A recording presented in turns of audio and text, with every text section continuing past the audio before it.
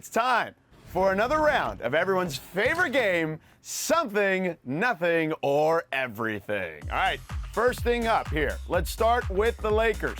LeBron James and the Lakers made a flurry of offseason moves, including trading for Russell Westbrook, bringing in Carmelo Anthony, Dwight Howard, Malik Monk, Kent Bazemore, Wayne Ellington, Kendrick Nunn, among others. So, Nick, let's start with you.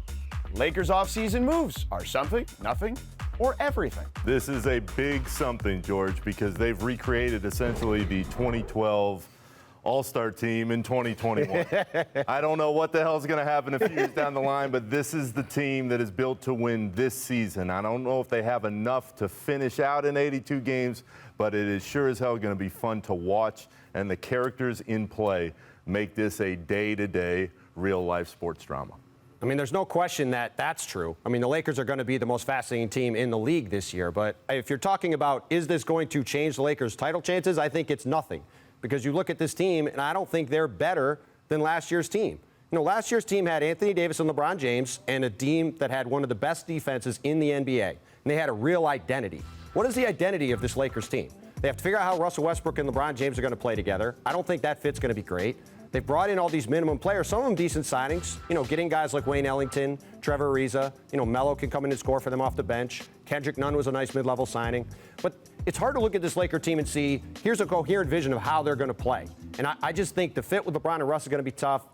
I don't think the defense is going to be good enough. I just don't think this has raised their championship level the way that a lot of people do. This is certainly something for me. I don't know that it raises their championship level, but the reason why a lot of people think they got bounced last year is because they got hurt late. And I actually do think Westbrook and LeBron fit together because it takes a little bit of the load off of both of them in terms of how they can coexist. I like the fact that even though they're old, they're all sort of aligned in mission. Melo's coming in there trying to figure something out in terms of what he can do late in his career. And I think that if Russell Westbrook is going to cut that usage rate for anybody on earth, it's going to be LeBron James and AD. And I like the Dwight Howard re-addition as well. Third stint in LA. It's like Tim Bontemps getting back here finally after like 2 years. Hey, listen, we said 2 years ago when Russell Westbrook went to the Rockets, he was going to change playing with his childhood buddy James Harden. We said when Russell Westbrook went to the Wizards, he was going to change with Bradley Beal because he wanted to be there.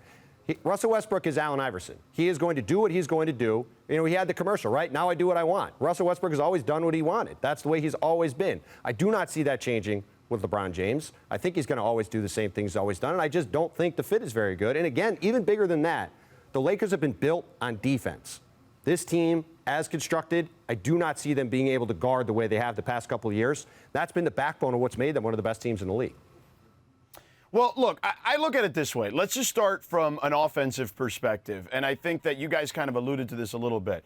Last year, if I recall the numbers correctly, and Jackie and Ramona and I talked about this yesterday, when LeBron's on the floor, they were the second best offense in the league, okay? When he was off the floor for one reason or another, whether it was injury or just rest, they were the 28th best offense in the league. I do think that you could start, if you're Frank Vogel, staggering some of those minutes a little bit, making sure Russ is on the floor when LeBron's not on the floor. I know those are limited minutes, but that's a good place to start. They also have David Fizdale on this coaching staff, who coached LeBron in Miami, who also played with a player similarly to Russell Westbrook in Dwayne Wade. And I'm not comparing the two. Dwayne Wade is a surefire Hall of Famer. I think Russ is on that trajectory as well. They're a little different, even stylistically, but neither was a floor spacer. And Dwayne adapted his game at a much younger age than Russell Westbrook is right now to be able to play around LeBron, became one of the best cutters in the league, and certainly that fit became a lot better after their first season together. Now, they don't have a lot of time, as Nick alluded to. I don't think this is a team that's going to be together forever, but I do think that if there's any time, Tim, that Russ is going to adapt, it's going to be with LeBron James. And if you tell me that LeBron James is going to be healthy this year, I kind of trust him to figure something like this out. I mean, look, again, I'll say it again. Russell Westbrook has not done this in the past, and this is the same year, third year in a row, we've had the same refrain. I'll believe it when I see it, you know. Okay, well, we'll have to see it. We'll see how it unfolds. Let's go on to the next one here. Off to the great Northwest, where Dame Lillard was shutting down a Lakers fan. Speaking of the Lakers, yesterday Dame responded to a Twitter user who tweeted, "How much y'all want to bet that before the NBA season starts, the Lakers will still get Damian Lillard?" Dame tweeted back, Bet $1 million.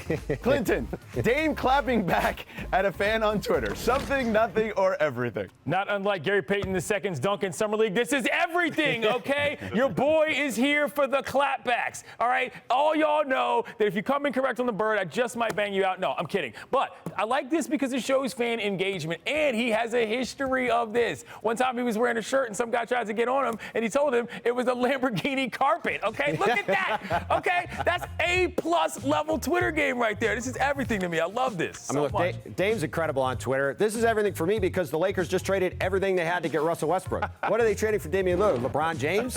Anthony Davis? Like, sure, they could trade one of them to the Blazers. Blazers say, sure, we can do that. Anything short of that, they're going to say thanks, but no thanks, and hang up the phone. So that's why it's everything for me. It's a great tweet, and there's no chance of Dame coming to the Lakers. Guys, this is nothing for me because I think Dame is so sick of all the attention that has been created in the last few weeks with where's he going to go.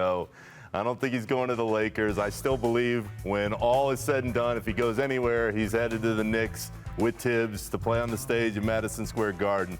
But in the meantime, I would be stunned if he started the year anywhere other than Portland. There's way too much time left on that deal, and I don't think any team is going to go all in right now knowing that there's so much uncertainty moving forward. To your point, though, this is the guy everybody's going to be watching until he gets traded, right? Mm-hmm. Portland's going to be down in the play-in tournament range probably. He's already voiced earlier this summer that he needs the team to get better, to commit for him to realize it's a place where he can win long-term. They're kind of the same team they were last year. This is clearly something that's going to be hanging out there wherever it ends up until there's some kind of resolution. Yeah, look, I think it's nothing in regards to the Lakers, as you pointed out, Tim. I do think it's something in regards to, I just love Dame on Twitter, as Clinton said. Like, I just love the fact that he is so active on Twitter. Thanks for watching ESPN on YouTube. For live streaming sports and premium content, subscribe to ESPN+.